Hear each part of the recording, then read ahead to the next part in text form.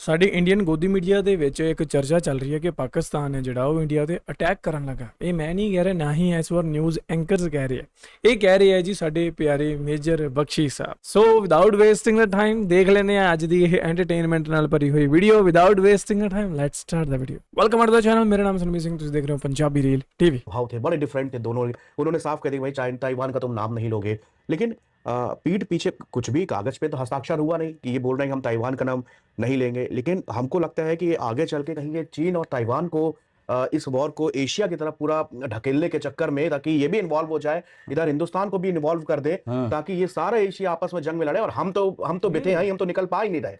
देखिए साहब, ये ढूंढ रहे हैं एक और यूक्रेन, एक और यूक्रेन जो इनके लिए आखिरी यूक्रेनियन तक लड़े। हाँ। रूस से लड़े यूक्रेन, हाँ। और चीन से लड़े भारत, आखिरी भारतीय, हाँ। तक भाई तुम्हारी तो बहुत ज्यादा आबादी है, मरवाओ थोड़ी सी, वो करो, मैं बैठ के ताली बजाऊं, तमाशा देखूंगा, तो मैं तमाशा देखूंगा। तो फिर ऐसा जब हमको विदित है, दिख रहा है, तो आई थिंक फिर बोलना नहीं जी हम चीन से दुश्मनी करेंगे।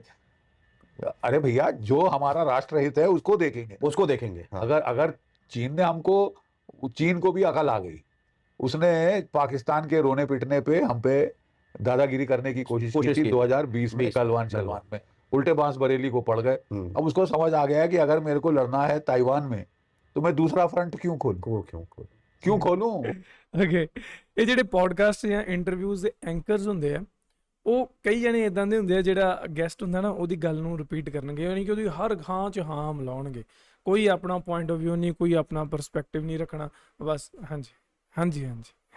वो भी शक्तिशाली देश है, छोटा मोटा भी नहीं जिसे रौंद दो। तो साहब अब ऐसा है कि हम अब स्थिति ऐसी आ गई है कि आपको जल्द से जल्द अपनी सैन्य तैयारी पूर्ण करनी होगी कि इसके पहले चीन अपनी ताइवान की प्रॉब्लम खत्म कर ले, या लड़के या नेगोशिएशन से कुछ भी वो कर ले। अगर वो कर ले तो वो पूरा फ्री हो जाता है तवज्जो आपकी तरफ देने के लिए।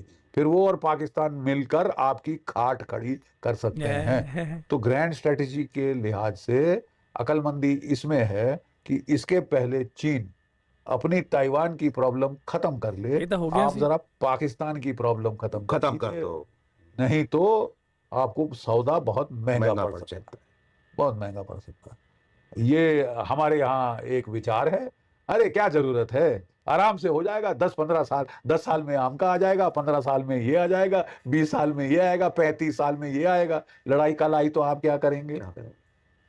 और किसी ने गारंटी दी तो ਇੱਥੇ ਤਾਂ ਬੰਦਾ ਸਹੀ ਹੈ ਬਈ, ਇੱਥੇ ਬੰਦਾ ਇਹ ਬਿਲਕੁਲ ਸਹੀ ਹੈ। ਸਾਡਾ 에ਅਰ ਡਿਫੈਂਸ ਹੈ ਜਿਹੜਾ, ਸਾਨੂੰ ਉਹਦੇ ਤੇ ਬਜਟ ਲਾਉਣ ਦੀ ਲੋੜ ਆ, ਪਰ ਜੇ ਲੱਗ ਰਿਹਾ ਤੇ ਉਹ ਕਮਿਟਮੈਂਟ ਹੋ ਰਹੀਆਂ ਕਿ ਅੱਜ ਤੋਂ 7-8 ਸਾਲਾਂ ਬਾਅਦ ਤੁਹਾਨੂੰ ਆਹ 5th ਜਨਰੇਸ਼ਨ ਮਿਲ ਜੂਗਾ, ਤੁਹਾਨੂੰ ਆਹ ਹੋ ਜੂਗਾ, ਉਹ ਹੋ ਜੂਗਾ। ਮਤਲਬ ਇਹ ਤਾਂ ਕੰਪੀਟੀਸ਼ਨ ਵਿੱਚ ਪਿੱਛੇ ਹੈ। ਇਹ ਚੀਜ਼ ਤਾਂ ਬੰਦਾ ਸਹੀ ਬੋਲ ਰਿਹਾ, ਠੀਕ ਹੈ, ਕਿਉਂਕਿ ਦੇਖੋ ਸਾਡਾ ਗੁਆਂਢੀ ਮੁਲਕ ਹੈ ਪਾਕਿਸਤਾਨ ਨੂੰ ਤਾਂ ਅਗਲੇ 1 ਸਾਲ ਦੇ ਵਿੱਚ ਜਾਂ ਵੱਧ ਤੋਂ ਵੱਧ 1.5-2 ਸਾਲ ਦੇ ਵਿੱਚ ਜਿਹੜਾ 5th ਜਨਰੇਸ਼ਨ ਮਿਲ ਹੀ ਜਾਣਾ, गारंटीड मिल जाना, ठीक है। चुलबुली नहीं करेगा। डोनाल्ड ट्रंप उसके सर पे गोदी में बिठा के, जैसे वो अपने क्या बोलते हैं लैपटॉप को गोदी में बिठाया जाता है और ऐसे ऐसे कर रहे हो तो वो दूसरे को गुर्र करने लगता है। तो ये गुर्राना शुरू होगा आपके ऊपर, क्योंकि इसको डोनाल्ड ट्रंप लैपटॉप की तरह, लैपडॉग की तरह जो है इसको पुचकार रहे हैं, गोदी में बैठ के उकसा रहे हैं कि लड़ भारत से, मैं हूं ना, लड़ जा भारत से। तो साहब आपको तैयार रहना पड़ेगा।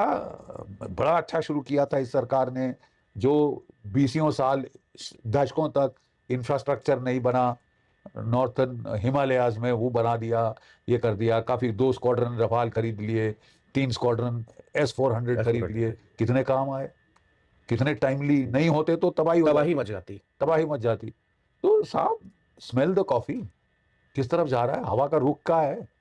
अगर हवा का रुख ऐसा बुरा चल रहा है तो तैयारी करना बहुत अनिवार्य है, और तैयारी में तेजी लाना। यू डोंट हैव टाइम, कि वो बहुत समय है, हम पहले भारत मंडपम बना लें, भरतनाट्यम कर लें, ये कर लें, वो कर लें, वो धरा का धरा रह जाएगा साहब। अगर आपका देश की सुरक्षा सर्वोपरि है, लेकिन वो प्राथमिकता देने में हमें तकलीफ हो रही, क्योंकि हम साफ दे। यार सॉरी, मैं हंस पिया।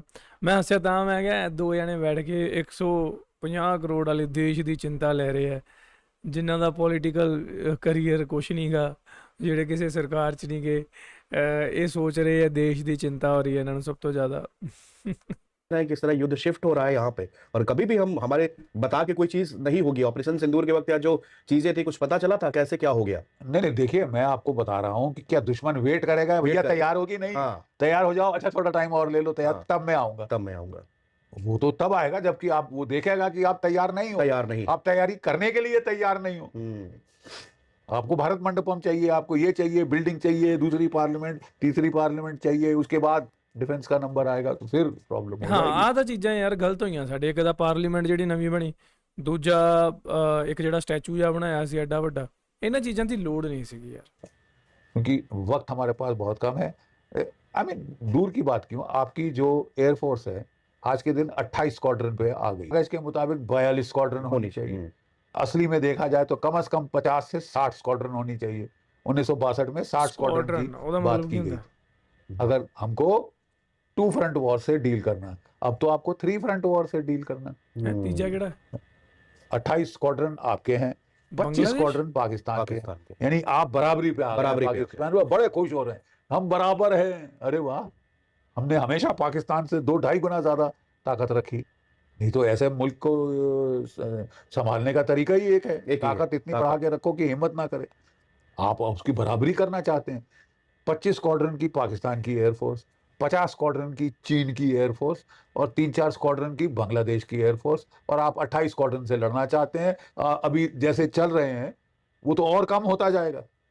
क्यों भैया, आपके जो जैगुआर 5 स्क्वाड्रन है रिटायरमेंट एज पे आ गए हैं, आपके जो मिराज हैं रिटायरमेंट की एज पे हैं, मिग 29 रिटायरमेंट की एज पे हैं। आप कब से हम लारा लप्पा सुन रहे हैं। ਮਿਗ 21 ਤਾਂ ਆਲਰੇਡੀ ਰਿਟਾਇਰਡ ਹੋ ਚੁੱਕੇ ਆ, ਐਂਡ ਜਿਹੜੀ ਰਿਟਾਇਰਡ ਸਰਵਣੀ ਸੀ ਉਹ ਮੇਰੇ ਘਰ ਦੇ ਕੋਲ ਹੀ ਸੀ ਜਮਾਂ। कि 160 रफाल, 200 रफाल आ रहे हैं, आ गए आ गए आ गए, बस आ गए। अभी तक तो हमको ठेंगा नहीं दिखा है। तो भैया रफाल नहीं मिल रहा तो जो Su-30 जो आपके ही देश में बन रहे हैं, जो लड़ाई में बड़ा काबिल सिद्ध हुआ है ऑपरेशन सिंदूर में, वो 200 और बना लो। 200 और बनाओ। घर में बनते हैं ना, तो 200 और बनाओ, लेकिन जल्दी करो साहब। फिर आपकी अगला प्रश्न आएगा, 5th जनरेशन फाइटर किधर है? हाँ। बोले वो बन रहा है, 10 साल में बन जाएगा, शायद 15 साल लग जाए, थोड़ा सा वेट कर लो, बहुत टाइम है हमारे पास, अफीमची हैं हम, ठीक है। और वहां देखिए चीन के पास 400 से ज्यादा 5th जनरेशन फाइटर है। 6th जनरेशन फाइटर का प्रोटोटाइप बन चुका है। हाँ। 2035 तक उसके पास तकरीबन 1000 5th जनरेशन फाइटर होंगे। आपके पास कितने हैं? 0 अंडा। वहां पाकिस्तान ने अपने पायलट चीन भेज दिए हैं, J-35 5th generation fighter, stealth fighter पर ट्रेनिंग कर रहे हैं। अगले साल वो ले आएगा, यानी 5th जनरेशन फाइटर आपसे पहले ले आएगा। एक तो नंबरों में आपने बराबरी कर दी, अब क्वालिटी में भी आप उसको आगे बढ़त दे रहे हैं। तो ये साहब, ये अंधापन नहीं तो क्या है? ये अंधे हैं हम क्या? ਕੁਝ ਗੱਲਾਂ ਬੰਦੇ ਦੀਆਂ ਸਹੀ ਵੀ नहीं ਨਹੀਂ है। आपको नजारा साफ दिख रहा है। आपके पास वक्त बहुत कम है। ये जो प्रॉब्लम है पाकिस्तान, नेम्ड पाकिस्तान, अ पेन नेम्ड पाकिस्तान, उसको सॉर्ट आउट करने के लिए 2-2.5 साल रह गए, क्योंकि तब तक चीन ताइवान ਇਹਨੂੰ ਇਸ ਬੰਦੇ ਨੂੰ ਇਹ ਵੀ ਪੁੱਛੋ ਬਈ, ਤੂੰ ਵੀ ਦੱਸ ਦੇ ਵੀ ਸੌਟ ਆਊਟ ਕਿੱਦਾਂ ਕਰਨਾ ਚਾਹਣਾ ਤੂੰ ਪਾਕਿਸਤਾਨ ਨੂੰ? ਕੀ ਮਤਲਬ ਪਾਕਿਸਤਾਨ ਦਾ ਨਕਸ਼ਾ ਹੀ ਮਿਟਾ ਦੇਣਾ ਆਪਾਂ ਦੁਨੀਆ ਤੋਂ? ਜਿੰਨੇ ਪਾਕਿਸਤਾਨ ਦੇ ਵਿੱਚ ਲੋਕ ਆ ਸਭ ਨੂੰ ਮਾਰ ਦੋ, ਖਤਮ ਕਰ ਦੋ, ਇਹ ਸੌਟ ਆਊਟ ਆ ਤੁਹਾਡਾ? ਇੱਕ ਇਹਦਾ ਤੇ ਇੱਕ ਜਿਹੜਾ ਉਹ ਮੇਜਰ ਗੌਰਵ ਆ ਰਿਹਾ ਸੀਗਾ ਜਿਹੜਾ, ਉਹ ਇਹਨਾਂ ਦੋਨਾਂ ਦਾ ਮੇਰੇ ਖਿਆਲ ਇਹੀ ਇੱਕ ਸੋਲੂਸ਼ਨ ਹੈ, ਤੇ ਸ਼ਾयद ਇਹਨਾਂ ਨੇ ਕਦੇ ਰਫਲ ਵੀ ਨਹੀਂ ਚੱਕੀ ਹੋਣੀ। को सॉर्ट आउट कर देगा। और अगर फिर दोनों मिलके आप पे चढ़े तो फिर तो आप अभिमन्यु बन जाएंगे, घिर जाएंगे चारों तरफ से और पीटेंगे। तब बांग्लादेश जैसा गीदड़ भी कूद पड़ेगा। हाँ भाई, शेर आगे लड़ रहा है 2 शेरों से, चलो तो मैं उसकी दुम पकड़ूं। ठीक है साहब, तो सिचुएशन इज ग्रिम। चलो इनडायरेक्टली ਇਹਨੇ ਪਾਕਿस्तान ਤੇ चीन ਨੂੰ भी शेर कहता, बांग्लादेश ਨੂੰ इकोनॉमी हमारी इतनी अच्छी जा रही थी, हमको विश्वास था कि हमारी इकोनॉमी बढ़ेगी, तो जो परसेंटेज ऑफ जीडीपी है जो हम डिफेंस पे खर्चा कर रहे हैं वो भी बड़ा होगा। हाँ। लेकिन और जल्द से जल्द हम टेक्नोलॉजी हासिल कर लेंगे, लेकिन अब हम तो अटक गए साहब, सुई अटक गई है। रफाल आ रहे हैं, कोई पता नहीं 20-30 साल तो मेरे को सुनते हो गए कि रफाल आ रहे हैं। अपने देश में निर्यात होनी शुरू हो गई हैं आपकी मीडियम गने, एटैक गन, डीआरडीओ ने डिजाइन करी, Kalyani forge, Tata advance system ने बनाई। खरीदने का टाइम आया 350, क्यों? इसका वजन ज्यादा है। अरे कैसे वजन ज्यादा है भाई? ये लद्दाख में कैसे 18 टन की है, हमको 14 टन की चाहिए थी।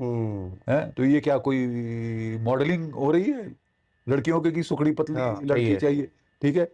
अगर 50 टन का वज्रा टैंक और तोप लद्दाख चल सकती है तो 18 टन की ये क्यों नहीं? 18 टन की क्यों नहीं चल सकती साहब? ठीक है। अब ये सारी रोड्स वो टर्न ले लेंगे, कोई प्रॉब्लम नहीं।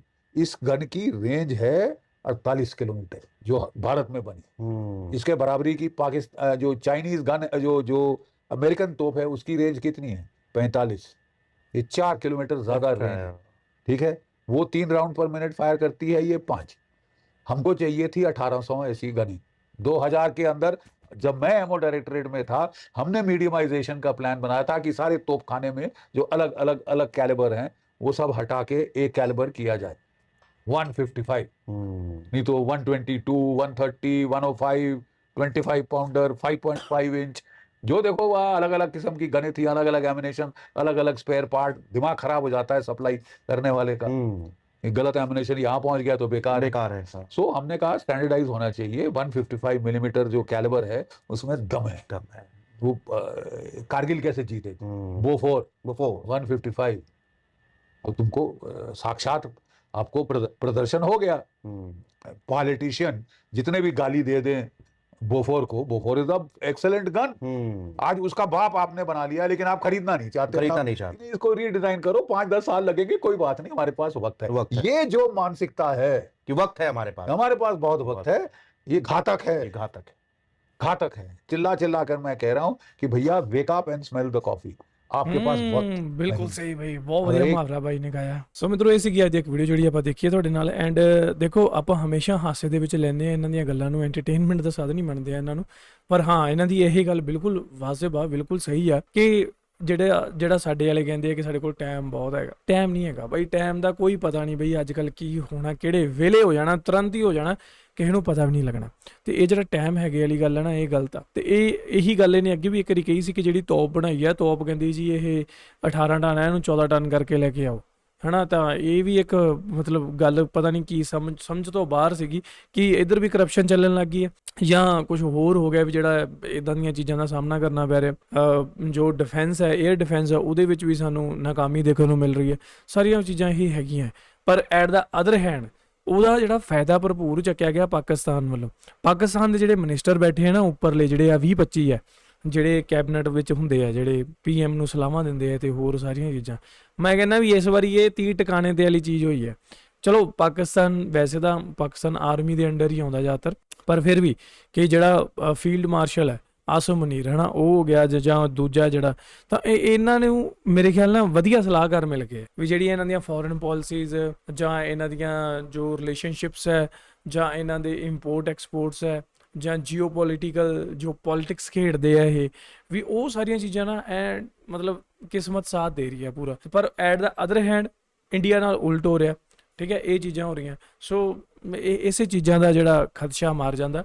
ਪਰ ਐਜ਼ ਅ ਇੰਡੀਅਨ ਮੈਂ ਵੀ ਇਹੀ ਚਾਹੂੰਗਾ ਕਿ ਸਾਡਾ ਡਿਫੈਂਸ ਜਿਹੜਾ ਮਜ਼ਬੂਤ ਹੋਵੇ, ਠੀਕ ਹੈ। ਬਟ ਨਾਲ ਮੈਂ ਇਹ ਵੀ ਕਹੂੰਗਾ, ਕਿਉਂਕਿ ਮੈਂ ਇੱਕ ਸਿੱਖ ਹਾਂ, ਨਾਨਕ ਨਾਮ ਚੜ੍ਹਦੀ ਕਲਾ ਤੇਰੇ ਭਾਣੇ ਸਰਬੱਤ ਦਾ ਭਲਾ। ਆਪਾਂ ਨਹੀਂ ਚਾਹੁੰਦੇ ਕਿ ਵਾਰ ਹੋਵੇ, ਅਸੀਂ ਨਹੀਂ ਚਾਹੁੰਦੇ ਜੰਗ ਹੋਵੇ, ਕੋਈ ਜਿਹੜਾ ਮਾਂ ਦਾ ਪੁੱਤ ਸ਼ਹੀਦ ਹੋਵੇ, ਠੀਕ ਹੈ। ਕਿਉਂਕਿ ਜਿਹੜੇ ਪੋਲਿਟਿਕਸ ਵਾਲੇ ਤੇ ਮੀਡੀਆ ਵਾਲੇ ਇਹ ਤਾਂ ਆਪਣੇ ਕਮਰਿਆਂ 'ਚ ਬੈਠ ਕੇ ਜੰਗ ਨੂੰ ਇੰਜੋਏ ਕਰ ਰਹੇ ਹੁੰਦੇ ਆ। ਸੌਰੀ, ਮੈਂ ਇੰਜੋਏ ਹੀ ਕਹੂੰਗਾ ਇਹਨੂੰ, ਮੈਂ ਹੋਰ ਕੀ ਕਹਿ ਸਕਦਾ, ਕਿਉਂਕਿ ਨਹੀਂ ਤਾਂ ਜੰਗ ਟਾਲੀ ਜਾ ਸਕਦੀ ਹੈ, ਟੇਬਲ ਟਾਕਸ ਹੋ ਸਕਦੀਆਂ, ਹਰ ਇੱਕ ਇਸ਼ੂ ਦੇ ਵਿੱਚ ਮੋਲ ਤੋਲ ਕੀਤਾ ਜਾ ਸਕਦਾ। ਇੱਕ ਬਸ ਉਹ ਵਿਜ਼ਨ ਹੋਣੀ ਚਾਹੀਦੀ ਹੈ, ਅੱਖ ਹੋਣੀ ਚਾਹੀਦੀ ਹੈ ਹੌਲੀ, ਪਰ ਉਹ ਸ਼ਾਇਦ ਨਹੀਂ ਅਪਣਾ ਪਾਉਂਦੇ, ਜਾਂ ਪਿਛਲੀ ਹਿਸਟਰੀ ਨੂੰ ਮੱਦੇਨਜ਼ਰ ਰੱਖਦੇ ਹੋਏ ਜਾਂ ਆਉਣ ਵਾਲੀਆਂ ਚੀਜ਼ਾਂ ਨੂੰ ਮੱਦੇਨਜ਼ਰ ਰੱਖਦੇ ਹੋਏ ਉਹ ਉਹਨਾਂ ਦਾ ਓਪੀਨੀਅਨ ਹੁੰਦਾ। ਪਰ ਮੇਰੇ ਖਿਆਲ ਜੇ ਮੇਰੇ ਵਰਗੇ ਯੂਥ ਅੱਜ ਕੱਲ੍ਹ ਉੱਥੇ ਹੋਣ, ਪੜ੍ਹ ਲਿਖ ਕੇ ਉੱਧਰ ਨੂੰ ਪਹੁੰਚ ਜਾਣ, ਉਸ ਸਟਰੀਮ ਵਿੱਚ ਚੱਲ ਜਾਣ, ਤਾਂ ਸ਼ਾਇਦ ਇਹਨਾਂ ਨਾਲੋਂ ਕੁਝ ਵੱਖਰਾ ਹੀ ਹੋ ਪਾਊਗਾ, ਹੋ ਸਕਦਾ ਹੈ, ਇਹ ਮੇਰਾ ਮੰਨਣਾ। ਹਾਲਾਂਕਿ ਮੈਂ ਇਹ ਨਹੀਂ ਕਹਿੰਦਾ ਕਿ ਮੈਂ ਅੱਜ ਹੀ ਉੱਥੇ ਚੱਲ ਜਾਂ, ਦੇਖੋ ਮੈਨੂੰ ਬਿਲਕੁਲ ਨੌਲੇਜ ਨਹੀਂ ਇਸ ਚੀਜ਼ ਬਾਰੇ, ਪਰ ਮੈਨੂੰ ਇੰਨਾ ਜ਼ਰੂਰ ਲੱਗਦਾ ਹੈ, ਜੋ ਮੇਰੀ ਇੱਕ ਸਿਕਸ ਸੈਂਸ ਮੈਨੂੰ ਕਹਿ ਰਹੀ ਹੈ ਕਿ ਜੇ ਉੱਥੇ ਯੰਗਸਟਰਸ ਜਾਂਦੇ ਆ ਅੱਜ ਦੀ ਸੋਚ ਵਾਲੇ, ਤਾਂ ਬਹੁਤ ਕੁਝ ਚੇਂਜ ਹੋ ਸਕਦਾ ਹੈ। ਇਹ ਸੀ ਅੱਜ ਦੀ ਵੀਡੀਓ। ਤੁਹਾਡਾ ਕੀ ਮੰਨਣਾ ਤੁਸੀਂ ਮੈਨੂੰ ਥੱਲੇ ਕਮੈਂਟ ਕਰਕੇ ਦੱਸਿਓ, ਤੇ ਆਪਾਂ ਮਿਲਾਂਗੇ ਨਵੀਂ video. Till then make sure hit that subscribe. Punjabi real TV.